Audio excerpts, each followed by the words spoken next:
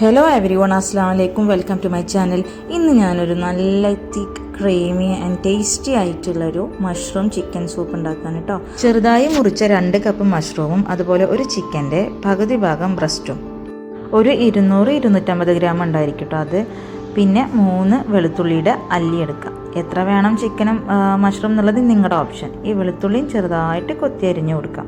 ഇതിൽ മഷ്റൂം നന്നായിട്ട് എണ്ണയൊന്നും ഒഴിക്കാണ്ട് ചൂടുള്ള പാനിൽ നന്നായിട്ട് വാട്ടിയെടുത്ത് നന്നായിട്ട് ചുങ്ങി വരുന്ന രീതിയിൽ തന്നെ വാട്ടിയെടുക്കുക. നന്നായിട്ട് ഇതിൽ നിന്ന് തന്നെ വെള്ളം വരും.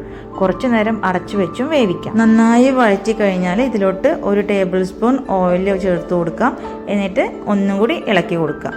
ഉപ്പും ആവശ്യത്തിന് ചേർത്ത് കൊടുക്കാം. ഈ സമയത്ത് ഈ വഴറ്റി വെച്ചതിൽ നിന്ന് 1/4 കപ്പ് മഷ്റൂമും അതുപോലെ 1/4 കപ്പ് കാഷ്യൂ എടുത്തിട്ട് വെള്ളം ചേർത്തോ അല്ലെങ്കിൽ ചിക്കൻ വേവിച്ച വെള്ളം ചേർത്തോ അരച്ചെടുക്കാം.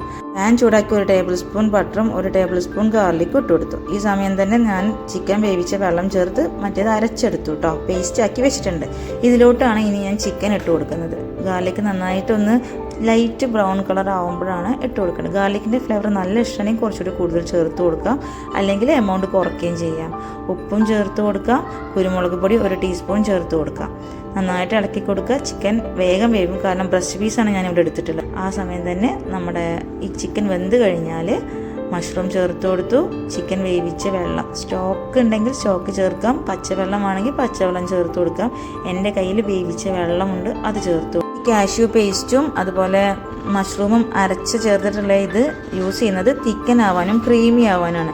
ഇതിന് പകരം നമുക്ക് പൊട്ടാറ്റോ വേവിച്ച് അതും ചേർത്ത് കൊടുക്കാം. ഗാർണിഷ് ചെയ്യാൻ വേണ്ടിയിട്ട് ഞാൻ മല്ലിയില ഇട്ട് കൊടുത്തിട്ടുണ്ട്.